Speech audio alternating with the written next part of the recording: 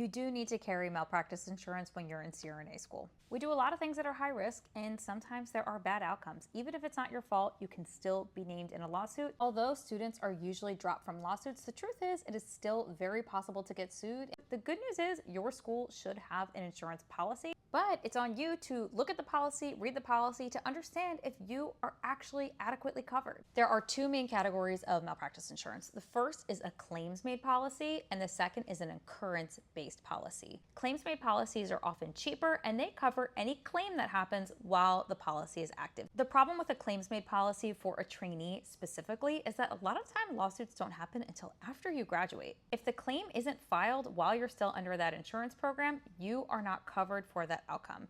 It's really important with claims-made coverage to have a tail policy, which is supplemental insurance you buy to cover you afterwards. The other type of coverage you can have is called an occurrence policy. An occurrence-based policy covers you for any incident that occurred while you had the malpractice insurance policy, even if the claim occurs years after you are no longer insured by that policy. It's also really important to get to know your insurance limits. This is going to vary a little bit by state, but it's very common to get 1 million, 3 million coverage. The first number is the amount that you're covered per claim, and the second number is for your aggregate during the policy period, which typically is about a year.